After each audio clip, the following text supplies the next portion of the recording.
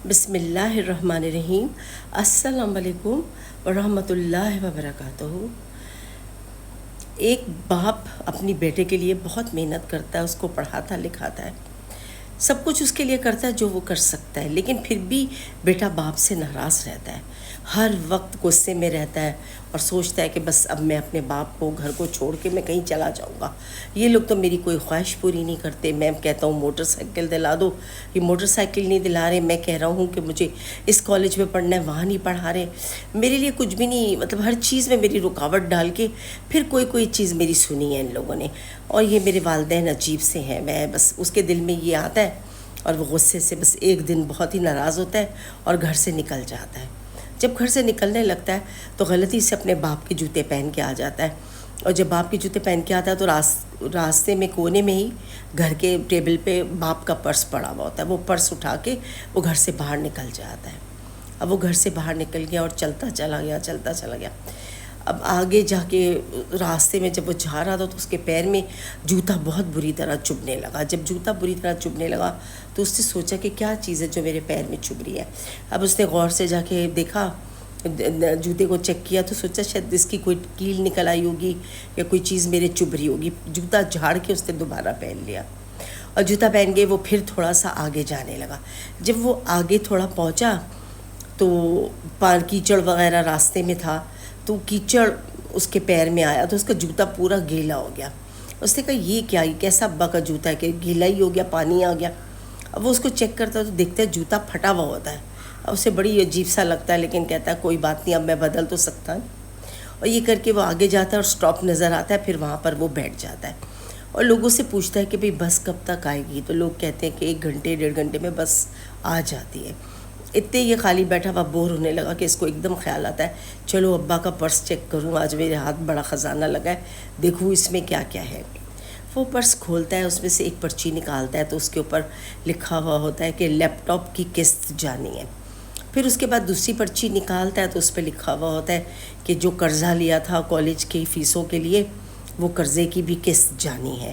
اس طرح 2-3 پرچے نکال کے دیکھتا ہے تو اس میں سب قسطوں کے پرچے اسی کے نظر آ رہے ہوتے ہیں۔ تو وہ سوچ میں پڑ جاتا ہے کہ یا اللہ یہ کیا، میرے باپ نے میرے لیے اتنا کیا ہے۔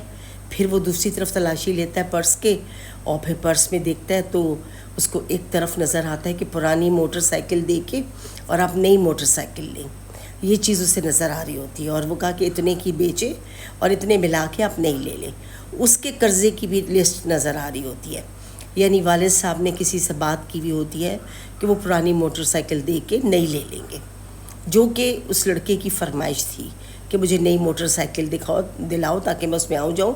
باپ نے کہا اسی میں چلے جاؤ میری پرانی میں، تو بیٹا کہتا تھا پرانی نہیں لے کے جاؤں گا، دوست مذاق اڑائیں گے۔ خیر پھر وہ یہ سب دیکھ کے اس کا دل بڑا اداس ہوا، بہت پریشان ہوا۔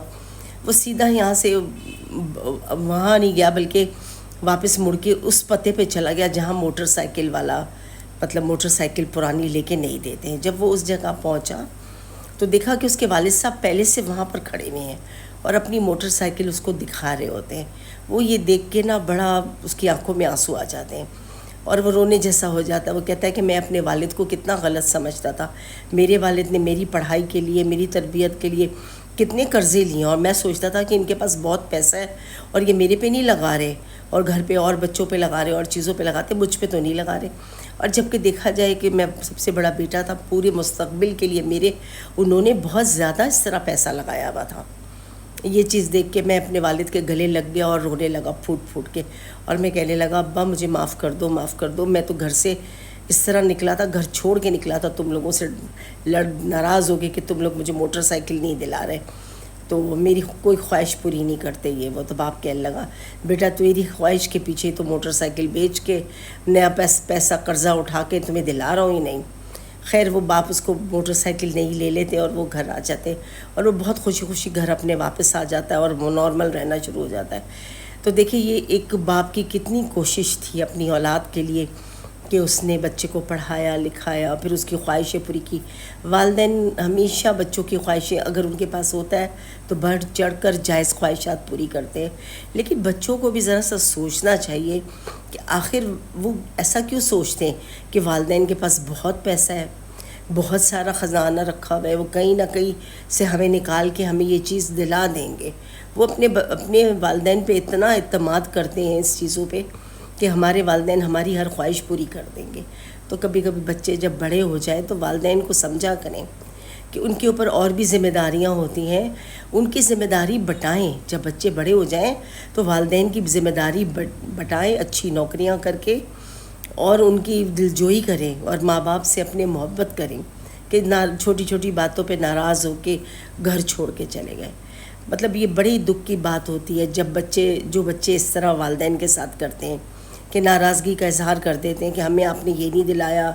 چلو بچپن ہو تو سمجھ میں آتا ہے، جب ایک جوان عمر کو آدمی پہنچ جائے اور ایک انجینئر بن جائے اور ایک قابلیت کی ڈگری لے پھر اس کے بعد وہ اپنے والدین کے ساتھ یہ سب کرے تو یہ بڑی زیادتی کی بات ہے۔ ان کو بچوں کو چاہیے محبت کرے۔ آپ بھی بچوں سوچو اور اپنے والدین سے محبت کرو، کیونکہ یہ والدین ایک دفعہ چلے گئے نا تو دوبارہ نہیں آئیں گے۔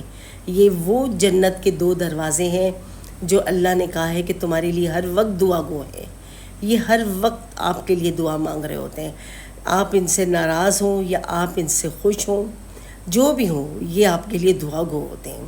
تو ان کو آپ ناراض نہ کریں، ان سے کوئی چیز ایسی نہ چھپائیں کہ جس سے ان کا دل دکھے، کیونکہ انہوں نے آپ کو پروان چڑھانے میں اپنی ساری زندگی لگا دی ہے، اتنی محنت کر دی ہے، سارا دن دھوپوں میں محنتوں سے۔ کچھ تو اچھے باپ ہوتے ہیں جو بڑی اچھی پڑھے لکھے آفیسرز ہوتے ہیں، اور کچھ بیچارے غریب بڑے عزت دار ہوتے ہیں، محنت کر کے اپنے بچوں کو پڑھا رہے ہوتے ہیں، اور کچھ ایسے ہوتے ہیں جو بیچارے مزدور ٹائپ ہوتے ہیں، سارا دن تربوز بیچ رہے ہیں، سبزی بیچ رہے ہیں، دھوپوں میں کھڑے ہو کے، اور پیسہ جمع کر کے اپنے بچوں کو پڑھا رہے ہوتے ہیں، ان کی خواہشیں پوری کر رہے ہوتے ہیں۔ بہت بڑی بات ہے۔ میں آپ کو آج ایک چھوٹی سی بات بتا رہی ہوں اس میں، کہ ایک درزی تھا، میرا بہت پرانا درزی تھا، اور وہ جب بھی میں اس کے یہاں جاتی تھی نا تو وہ کہتا تھا میرا بیٹا پڑھنے گیا ہوا ہے، میرا ہر وقت یہ کہہ رہا ہوتا تھا کہ میرا بیٹا لاہور میں پڑھتا ہے، اور کبھی وہ آ جاتا ہے، کبھی چلا جاتا ہے، کبھی یہیں رہتا ہے۔ تو میں نے اس سے ایک دفعہ پوچھا، پھر کہنے لگا میرے بیٹے کے پیپر ہے، میرا بیٹا لاہور گیا ہوا ہے پیپر دینے۔ تو میں نے اس سے پوچھا کیا؟ تو کہنے لگا میں اپنے بیٹے کو انجینئرنگ کرا رہا ہوں، لاہور سے پڑھا رہا ہوں، لاہور جاتا ہے وہ پیپر دینے، اور وہ پڑھ لکھ کے آئے گا اور پھر میری دکان پہ تو کھڑا نہیں ہوگا، ظاہر ہے کوئی نوکری کرے گا، اور مجھے ہی بڑھاپے تک یہ سب کام کرنا ہوگا اپنا۔ وہ کہنے لگا لیکن میرا بیٹا قابل تھا تو اس لیے میں نے اسے پڑھایا لکھایا ہے کہ وہ پڑھ لے۔ تو اب جب وہ آخری پیپر اپنے لاہور میں دینے گیا، اس کی بہن کی شادی تھی، لیکن اس نے شادی اٹینڈ نہیں کی اور وہ اپنے پیپر دینے گیا ہوا تھا۔ اس کے والد نے خرچہ کر کے اس کو جہاز سے بھیجا کہ تم پیپر دے کے آؤ۔ تو وہ پیپر دے کے آیا اور کامیاب ہوا اور باپ کا بازو بنا۔ اس نے بڑی اچھی جگہ نوکری کی، اس کو بینک میں نوکری مل گئی، پھر وہ اچھا کمانے لگا، اور وہ ایک برابر میں باپ کے کھڑا ہو گیا، ایک سپورٹ بن کے فیملی کو۔ اور جو اس سے چھوٹا بھائی تھا وہ ذرا ذہن کا اچھا نہیں تھا، وہ پڑھا لکھا نہیں، تو وہ ماسٹر کے ساتھ کپڑوں کی دکان پہ کھڑا ہو گیا۔ تو دیکھیے اپنی اولاد کو پڑھانے کے لیے ماسٹر نے کتنی محنت کی، رات ہو دن ہو بارش ہو طوفان ہو، وہ یہ سب کرتا رہا۔ چھوٹا بیٹا سیکنڈ ایئر سے اوپر نہ جا سکا، اور جو بڑا تھا اس نے پڑھ لکھ کے دکھا دیا اور جگہ بھی سنبھال کے دکھا دی۔ تو دیکھیے پڑھنے کا کتنا فائدہ ہوتا ہے کہ ماں باپ کی محنت سے اولاد پڑھ لکھ جاتی ہے تو ایک مقام پہ کھڑی ہو جاتی ہے۔ بچوں، پیارے بچوں، اپنے والدین سے محبت کرو، ان سے دل لگا کے محبت کرو، کیونکہ یہ اللہ کا ایک انعام ہے آپ کے پاس۔ ان کی دعا سے آپ بہت چمکیں گے ستاروں کی طرح، میری بات یاد رکھیے گا۔ انہی کی دعا ہے جو آپ کو ہر چیز سے بچا لیتی ہے۔ اللہ کی مہربانی سے اللہ تعالیٰ نے خود کہا ہے، ماں کی دعا عرش ہلا دیتی ہے، اور باپ کی محنت اولاد کو کہاں سے کہاں پہنچا دیتی ہے۔ تو ان کی قدر کریں، ان کی قدر کریں، جب تک یہ زندہ ہیں ان کی قدر کریں، ان کو احساس نہ دلائیں کہ آپ ناراض ہیں یا آپ ان سے خفا ہیں۔ یقیناً آپ کو یہ اچھی لگی ہو تو اسے شیئر کیجیے تاکہ اور لوگوں کو بھی پتہ چلے اور وہ اپنے والدین سے محبت کریں۔ آمین۔